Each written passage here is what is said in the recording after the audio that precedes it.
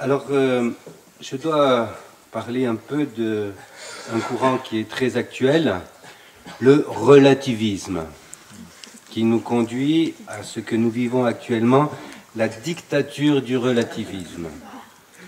Et alors le relativisme, bon, tout le monde sait un peu ce que c'est, tout est relatif, ça veut dire qu'il n'y a pas de vérité. Et puis le seul critère qui reste, c'est moi, ego en latin, mon ego. Donc moi, mes désirs, et c'est ce que je veux, ce que je désire, voilà ma vérité, et je vis selon cela. Alors, face à cela, donc on parle de dictature de relativisme. D'abord, il est bon de voir d'où vient cette expression. C'est le pape Benoît XVI qui l'a employé le premier. En fait, il n'était pas encore pape. Il lui manquait encore 24 heures. Hein. C'était la veille de son élection, quand il y a eu la messe qui introduisait le conclave, qui allait l'élire comme pape Benoît XVI. Le cardinal Ratzinger a voulu souligner un des plus grands dangers, une des plus grandes menaces pour notre temps. Et il a, en cette occasion-là, parlé de dictature du relativisme. Voilà ce qu'il disait. Combien de vents de doctrines avons-nous connus ces dernières années? Combien de courants idéologiques? Combien de modes de pensée? À tel point que le relativisme apparaît aujourd'hui comme l'unique attitude à la hauteur. Et on est même en train de mettre sur pied une dictature du relativisme. Et on le reconnaît comme définitif et qui donne comme mesure ultime, uniquement mon propre ego et ses désirs. C'est ce que disait Benoît XVI. Et c'est encore profondément la pensée de notre pape actuel, pape François. Vous savez, il prêche tous les jours de façon assez spontanée, très simple. Et il s'occupe beaucoup de la pauvreté, il veut lutter contre, et ça fait partie vraiment de la mission de l'Église. Alors, dans une de ses homélies quotidiennes, il a parlé de la pauvreté matérielle et puis de la pauvreté spirituelle de notre époque, qui concerne gravement même les pays considérés comme les plus riches. Et c'est ce que mon prédécesseur, le cher et vénéré Benoît XVI, appelle la dictature du relativisme.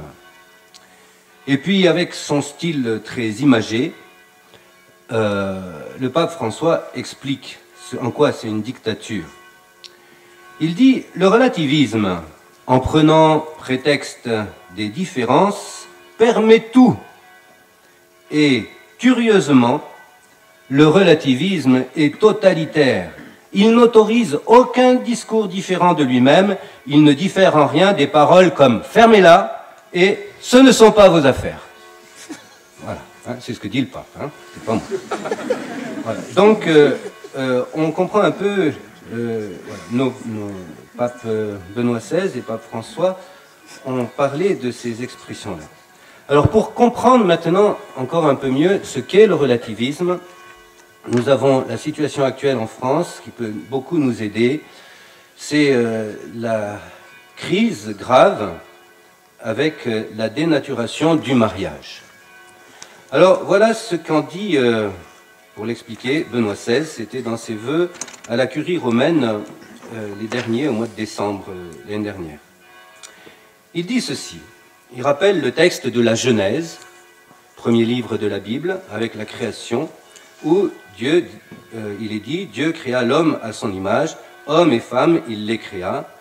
Et donc, nous dit le pape, il appartient à l'essence de la créature humaine d'avoir été créé par Dieu comme homme et femme dans une dualité. Or, c'est cette dualité qui est aujourd'hui contestée. On considère que le récit de la création n'est plus valable, c'est dépassé. L'être humain conteste aujourd'hui d'avoir une nature qui lui serait donnée par avance. Il nie sa nature et il décide qu'elle ne lui est pas donnée comme à l'avance, mais c'est lui-même qui se la crée.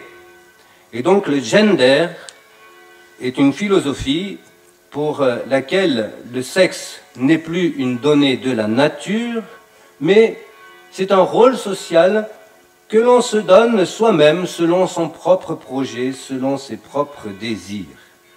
Et cela, évidemment, souligne Benoît XVI, conduit nécessairement à nier le Créateur lui-même. Puisque si on nie que Dieu a créé l'homme, homme et femme, eh bien, on va nier tout simplement le Créateur. Et du coup, l'homme finit par perdre sa dignité de créature de Dieu, image de Dieu, ce qui fait pour l'homme une dignité à laquelle on ne peut pas renoncer, et l'homme est ainsi dégradé. Notre pape François continue. Il s'est beaucoup investi dans cette question à propos de cette dénaturation du mariage en Argentine, quand cela a été l'actualité en Argentine. Il a alors écrit une lettre à des religieuses au Carmel pour les appeler à la prière et au sacrifice et invoquer l'Esprit Saint. Alors là encore, il parle de façon très claire. Il dit: nous allons être dans les prochaines semaines affrontés à une situation dont le résultat peut blesser gravement la famille. Il s'agit du projet de loi sur le mariage de personnes de même sexe. Ici se joue la survivance de la famille, papa, maman et enfants.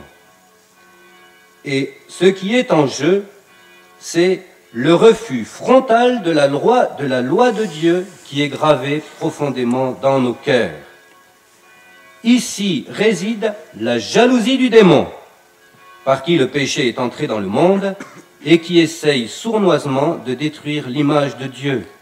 Ne soyons pas naïfs. Il ne s'agit pas d'une simple lutte politique, c'est la prétention de détruire le plan de Dieu. Ce n'est pas un simple projet législatif, mais c'est une movida du père du mensonge qui prétend embrouiller et tromper les enfants de Dieu. Movida, donc c'est le terme en espagnol, peu difficile à traduire, mouvement, agitation, ça va très bien ça. Agitation, insurrection presque. Donc, ce que fait le pape, il voit le projet de Dieu et la jalousie du démon qui essaye de détruire. Alors ceci va nous aider à mieux saisir en quoi consiste le relativisme. En fait, il y a deux conceptions de l'homme qui sont en jeu. Dans la première conception de l'homme, on voit l'homme comme une créature de Dieu qui est vérité. Donc l'homme a une vérité. Et l'homme est appelé à rentrer en dialogue d'amour confiant avec Dieu. On accueille ses dons et on les fait fructifier. Dans l'autre conception, on refuse de recevoir une vérité d'en haut. L'homme est présenté comme un être absolument autonome, qui ne dépend de rien d'autre que lui-même. Il prend comme mesure ses désirs, son ego, son moi. Et par le fait même, il se méfie de Dieu, il rentre dans une rivalité avec Dieu, et puisque sa propre mesure, c'est lui-même, il rentre aussi en rivalité avec les autres. Les autres, on les aborde dans un rapport de confiance, de méfiance. Alors, ceci fait que d'un côté, quand on reconnaît la vérité, qu'il y a une vérité, on cherche la vérité et on obéit à la vérité. De l'autre côté, il n'y a pas de vérité, ou plutôt il y a ma vérité, on fait ce qu'on veut et on n'obéit pas, on refuse, on se dresse soi-même. Il y a vis-à-vis de cela une objection qui peut venir, qui fait que on pourrait avoir du mal avec cet accueil de la vérité. Pourquoi? Parce que on valorise l'obéissance à Dieu, et on n'est pas à l'aise avec cela. Ça serait une dégradation de l'être humain. Eh bien, il faut savoir répondre à cela. L'obéissance n'est pas une dégradation, au contraire. Regardons Dieu. Le Fils de Dieu, il obéit sans cesse à son Père. Non pas ma volonté, mais ta volonté. Dans l'Évangile, c'est rempli de cela. Mais il faut regarder Dieu le Père lui-même. Le Père lui-même, d'une certaine façon, obéit aussi. Quand Jésus a ressuscité Lazare, Il a prié à haute voix en disant « Père, je te rends grâce parce que tu m'as exaucé. Je sais bien que tu m'exauces toujours. » Donc le Père écoute les prières du Fils. Et puis il faut aller plus loin. C'est que cela est vrai aussi dans nos rapports avec Dieu. Bien sûr, nous sommes appelés à obéir à Dieu. C'est vrai. Mais Jésus nous dit, il nous a pressés de prier avec foi et il nous a assuré, il l'a dit plusieurs fois, tout ce que vous demanderez en mon nom, le Père vous le donnera. Donc, d'une certaine façon, Dieu, en quelque sorte, nous obéit aussi. Il accomplit nos désirs. Et ainsi, choisir l'obéissance à la vérité, rentrer dans ce rapport d'obéissance, c'est tout simplement s'engager dans la voie de la ressemblance avec Dieu. Dieu aime faire confiance. Eh bien, quand on fait confiance à Dieu, on ressemble à Dieu qui lui-même fait confiance. Et refuser la vérité, choisir uniquement son ego, son moi, c'est choisir la ressemblance avec le diable qui est orgueil, qui n'écoute personne, qui ne fait confiance à personne et qui s'impose. Et on comprend ainsi pourquoi le relativisme conduit à une dictature. Il ne supporte pas une pensée différente de la sienne. Et pour relever que le relativisme conduit à la dictature, il y a un signe clair, le relativisme n'aime pas l'objection de conscience. Il ne supporte pas. Parce que présenter objection de conscience, c'est se référer à une vérité à laquelle j'obéis. Et donc, on attaque l'objection de conscience. Oh, pas de front, ça passerait pas trop. Mais on invente des droits qui vont nier l'objection de conscience. Exemple, on va, pour les maires dans les villes, dans les communes, les maires, à propos du mariage, on va refuser la possibilité d'objecter qu'en conscience, on ne peut pas célébrer ces mariages, mais pour ne pas le dire trop frontalement, on va plutôt parler du droit des personnes homosexuelles. Et à ce droit correspond un devoir de la part des maires de célébrer ces parodies de mariage. Pour l'avortement aussi, on ne va pas refuser directement l'objection de conscience de celui qui ne veut pas collaborer à cela, mais on va parler d'un droit des femmes à la libre disposition de son corps, d'où l'exigence d'y correspondre. Et cette dictature va s'exercer. On peut relever plusieurs façons de l'exercer. Deux, surtout. La peur. Et surtout, la peur de parler. Il faut que ceux qui voudraient réagir aient peur de parler. Pourquoi? Parce que la vérité se transmet par la parole, et si on empêche de parler, eh bien, le relativisme a gagné. Et pour susciter la peur de parler, il peut y avoir l'intimidation par la violence. Ce n'est pas le plus efficace. Ce qui est beaucoup plus efficace, c'est de présenter ceux qui parlent comme intolérants. Et vis-à-vis, par exemple, donc, du mariage homosexuel, on va accuser d'intolérance tous ceux qui refusent cela, et on les accuse d'homophobie. Et on se présente comme victime. Et pour cela, on marginalise. On ne va pas persécuter les corps, mais on nous met complètement de côté. Alors maintenant, comment réagir à cette culture du relativisme? On va indiquer 3 points. Le premier, c'est Jean-Paul II qui nous l'a donné. N'ayez pas peur. Si la dictature essaye de susciter la peur, et surtout la peur de parler, il s'agit de ne plus avoir peur.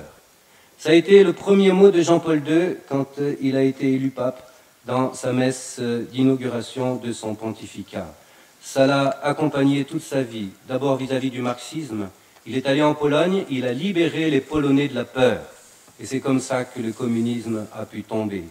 Et puis il y a eu la génération Jean-Paul II qui a continué avec la génération Benoît XVI et qui commence déjà avec la génération François où cet appel à ne pas avoir peur s'est enraciné. Et c'est comme cela qu'il commence à y avoir une réaction en France. Parce qu'on commence à être libéré de la peur. mais allons dans ce sens. Le deuxième point, ça serait faire appel à la conscience de nos interlocuteurs. C'est ce que Jean-Paul II a fait contre le régime marxiste communiste, qui n'avait aucun scrupule de conscience. On n'hésitait pas à exterminer une population. Le mensonge était de principe. Eh bien, il faisait sans cesse appel à la conscience de ceux qui les persécutaient. Aujourd'hui, il faut faire de même. Cela se réalise déjà dans les manifestations, dans les activités avec les veilleurs qui utilisent des penseurs de tous horizons. Et il faut étudier pour rendre compte, rendre raison de ce que nous affirmons. Et enfin, un troisième point qui peut nous aider beaucoup à réagir contre le relativisme, c'est cette parole de Jésus dans Saint Jean au chapitre 16. « Dans le monde, vous aurez la tribulation, mais ayez confiance, j'ai vaincu le monde. » Cela est très important, parce qu'on s'appuie sur Dieu, et lorsqu'on est affronté à des situations où il semble que tout est fini, on ne peut plus rien faire, on a perdu. Ayez confiance, nous dit Jésus.